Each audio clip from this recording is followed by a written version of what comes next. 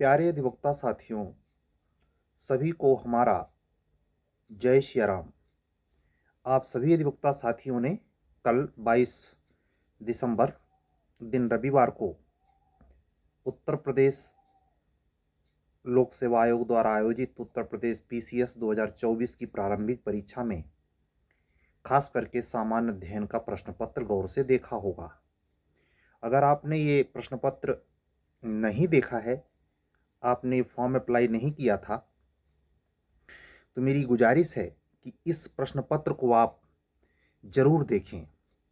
प्रश्न का प्रकृति किस तरीके से कमीशन ने बदला है और किस स्तर पर आप हैं, दोनों का मूल्यांकन करने में आपको सुविधा होगी।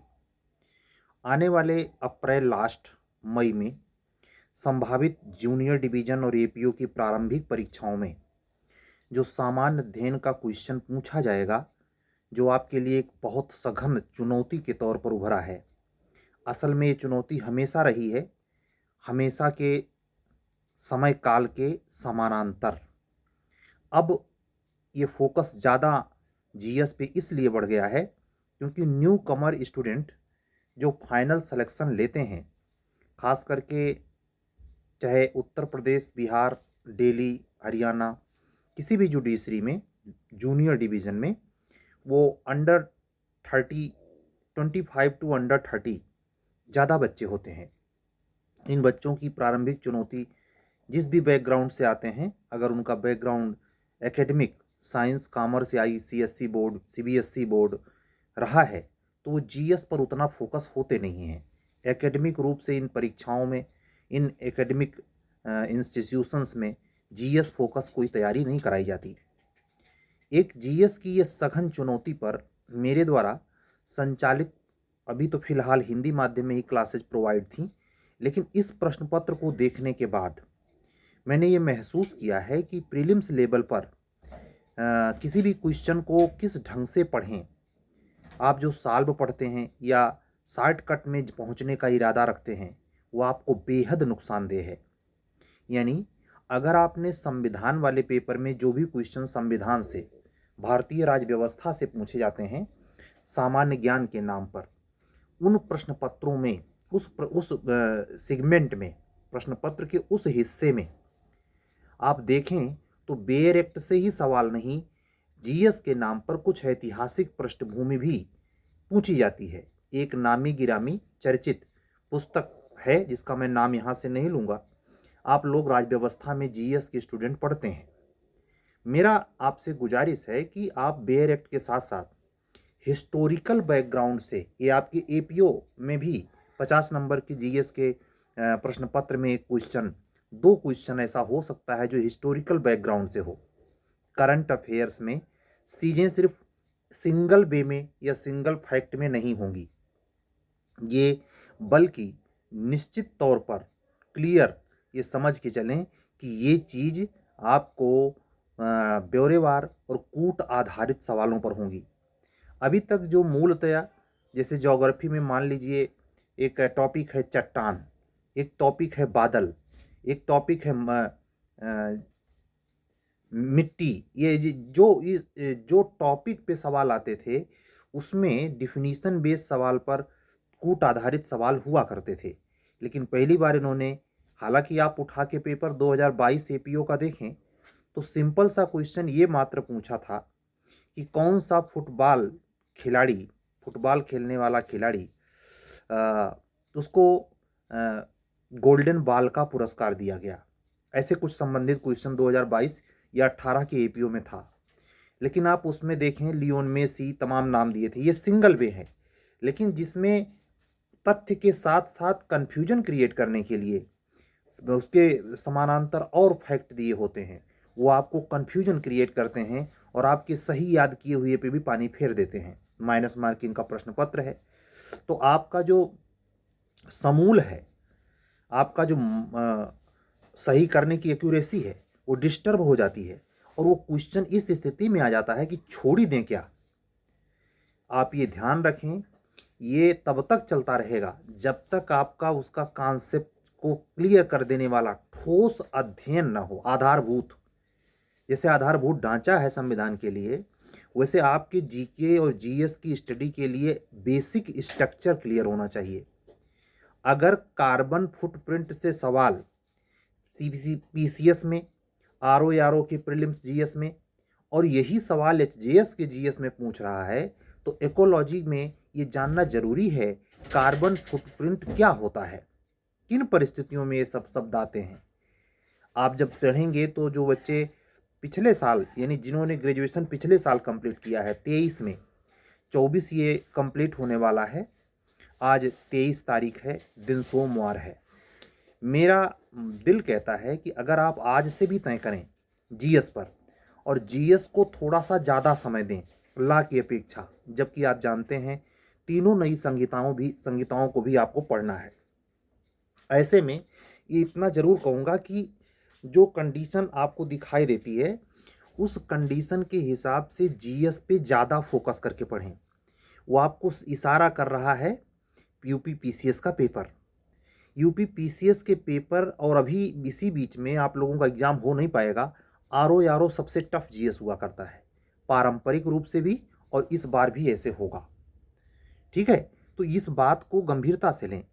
साथ ही हायर जुडिशरी के मेंस में जो तैयारी चल रही है, हम सुपर 30 बैच फिर से ऑन कर दिया है हमने राजस्थान और झारखंड हायर जुडिशरी मेंस को लेकर। मैं क्लियर करूं, मैंने कोशिश की थी राजस्थान एपीओ के लिए, लेकिन हमारी कुछ अधिवक्ता बहनें और हमको अन्य मित्रों ने सलाह दी, सर ये बहुत topic wise, section wise, chapter wise चीज़ें हैं, इसको छोड़ दें।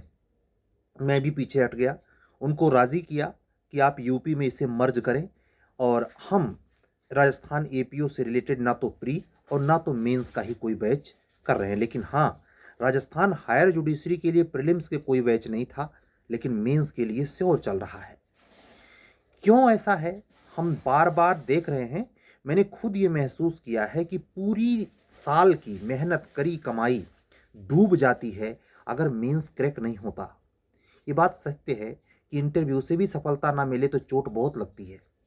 जितने ऊंचे प्लेस से आप गिरेंगे तो स्वाभाविक, नेचुरली, लेकिन ये बात ज़्यादा असरदार है कि आप मेंस बार बार क्वालिफाई करें। एक न एक दिन इंटरव्यू में तीर लग जाता है, कुछ दुर्भाग्यशाली वहाँ भी होते हैं।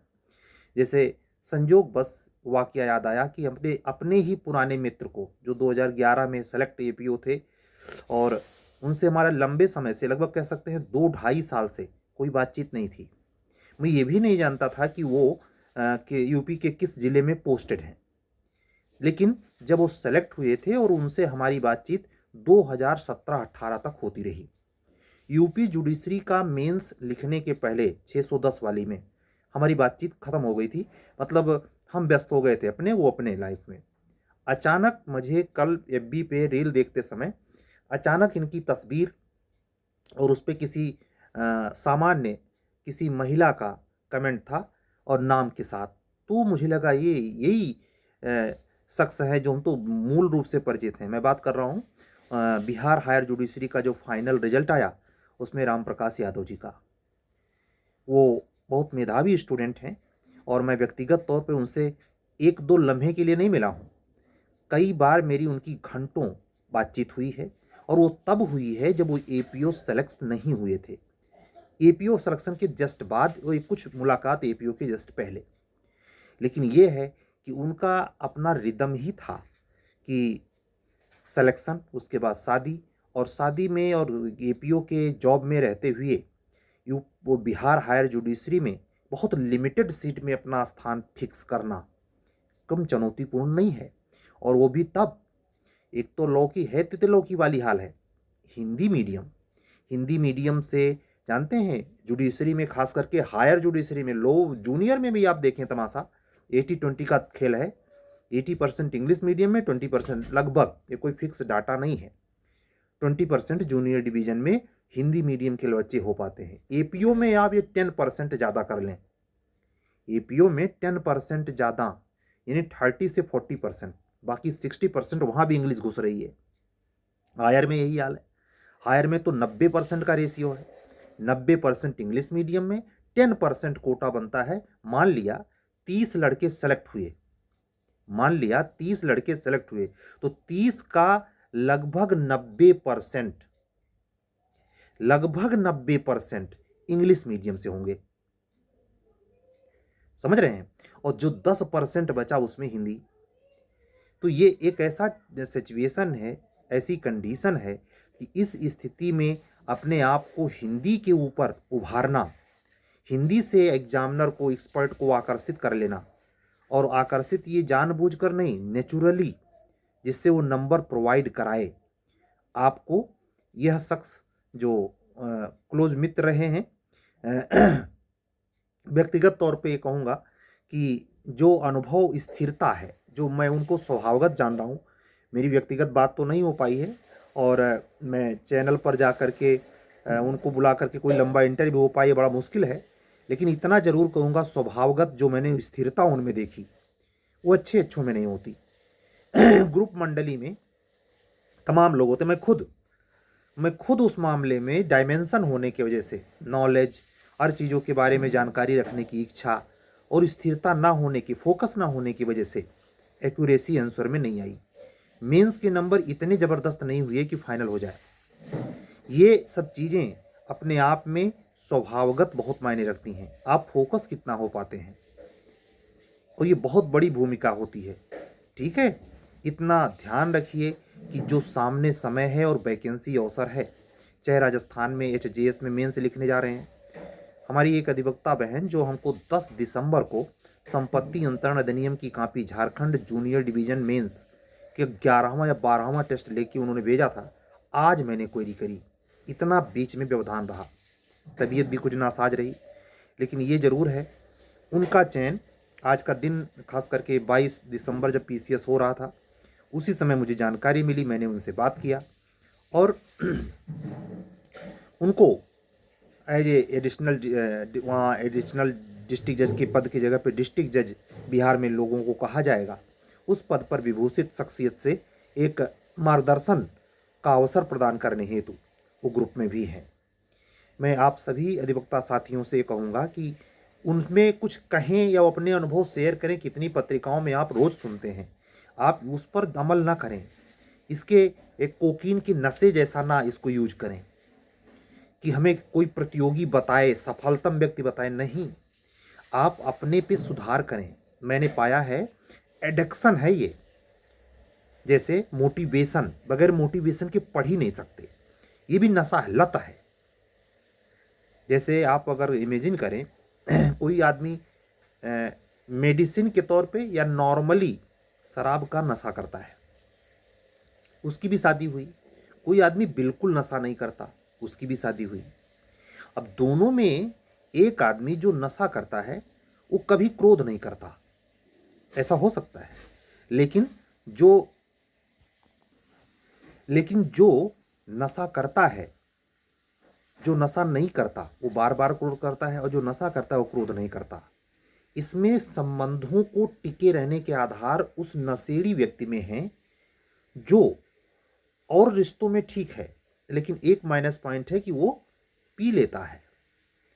इसका अर्थ ये कदापि नहीं होता कि जैसे कोई नॉनवेज यूज करता है या ऐसी कोई बात जो उसको आप एक तरफा एक धारणा बना के रखा है आपने, ऐसा नहीं। प्रायोगिक दुनिया में आइए, व्यवहारिक सच्चाई को समझिए, हमेशा सुई अपने तरफ घुमाए रखिए, कमी हमारे में है।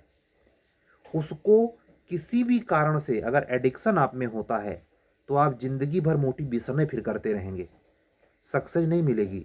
सक्सेस मिलने के लिए 3-4 कड़वी सच्चाइयों को पीना पड़ता है, जिसमें पहली है अहंकार आपके भीतर से गले।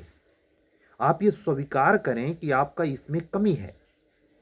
मैं रोज बात करता हूं, जो हमसे बहुत क्लोज बनते हैं, हर तीसरे दिन चौथे दिन फोन आ जाता है, 4 बार नहीं उठाएंगे, 5वीं बार उठाएंगे, लेकिन कितना भी कहूं उनके अंदर से अहंकार नहीं जाता। एक शाश्वत कहावत है कि स्त्रियों में रूप का और पुरुषों में ज्ञान का बहुत बड़ा अहंकार होता है, और ज्ञान का हो या ना हो, अंतर मन से अगर आत्मा ये कह रही है, हार्ट से ये फीलिंग लगातार आ रही है कि हार्ट से लगातार ये फीलिंग आती है कि हमें ये कमी है, और फिर भी हम सामने वाले के ऊपर एक जैसे होता नहीं कि ओवर कॉन्फिडेंस फेंकने वाली प्रवृत्ति में फंसे हैं, तो हम जब अपना बेसिक यानी जो मूल है ला ही नहीं सुधार पाएंगे तो जीएस की तो बातें छोड़ दीजिए। वो जीएस का पेपर जो जूनियर डिवीजन के लिए पीसीएस के माध्यम से एक नए आकार में प्रकट हुआ है, वैसी ही टक्कर आपके यूपी हायर जुडिशरी के 50 नंबर का मेंस में और 10 से 12 नंबर का प्री में टक्कर लेगा। आप क्या समझते हैं ऐसा कोई शख्स हो जो यूपी हायर जुडिशरी में जो 10 सवाल पूछे जाने हैं वो 10 सही कर दे? वो ला में कोई ठीक नहीं, 65 नंबर पाने के लिए वो इधर उधर से पा जाएगा। लेकिन अगर आपने 10 में 10 गलत कर दिए, आपके प्री में सिलेक्शन के आसार ही खत्म हो जाएंगे। तो आपको मेंस में भी काम करते रहना है, प्री में भी काम करते रहना है। मैं आज के दिन 23 दिसंबर को, दिन सोमवार को, आप सभी अधिवक्ता साथियों से आग्रहपूर्वक कहूँगा कि आप दोनों पर समान दृष्टि रखें और स्थिर हो जाएं। 1 महीने के लिए नहीं। आपको बताऊं, जैसे एक विसंगति से आपको चीज़ों को समझ में आएगा। जो व्यक्ति 22 जुलाई को यूपी हायर जुडिशरी का एग्ज़ाम करवा रहा था, उसको जरा सा पछतावा नहीं है कि मैं गलत सोच रहा था। फिर नहीं माना, फिर अगस्त में करवाया, फिर नहीं माना, यहाँ तक कि अभी यही जो हल्ला शोर मचा था वो जनवरी में करवा रहा था, सही में डेट कैलकुलेट कर रहा था, फिर नहीं माना। अब इधर जब एग्जाम की निश्चित है कि 10 जनवरी तक हाई कोर्ट पुनः खुलेगा, फिर गणित बैठाए हुए है। इतना अस्थिर व्यक्ति, इतना अस्थिर, जिसके अंदर कभी पढ़ाई का नहीं, हमेशा कैलकुलेशन दूसरे चल रहा है, वो केवल इमेजिनेशन में जी रहा है। हैरान होंगे ये आंकड़ा सुनकर, मैं अपने समेत कह रहा हूं। 90% प्रतियोगी जो असफल होते हैं, ख्याली पुलाव बुन रहे होते हैं। उनके दिमाग में केवल कल्पना में चीजें चलती हैं, वो करने में विश्वास नहीं रखते। और करने में, जैसे मैं ही खुद टेस्ट सीरीज चला रहा हूं, उनको अगर बातों से, लिख कर, बोल कर आईना दिखाता हूं तो उनको आईना दिखता हुआ लगता ही नहीं। उतना बेसुरे हैं, ऐसी दुनिया में रहते हैं। शिकायत भी बल भर करेंगे, भ्रष्टाचार के आरोप वो भी लगाएंगे, लेकिन बिल्कुल सत्य यह है कि वो इतने कमजोर होते हैं, लाका उनका छोटी छोटी चीजों पर उनकी पकड़ नहीं होती, लेकिन डींगे वो मारते इतना है। उम्र बड़ी होती है, कौन उनसे टक्कर ले, कौन उनसे उलझे, लेकिन वो अपने आप के सत्यानाशी होते हैं। इस बात को आपको इसलिए कह रहा हूं कि अगर आप में ये तत्व है तो आप ये तय कर लें कि आपको नाम के लिए प्रैक्टिस करना है, कोई कोर्ट पकड़नी है।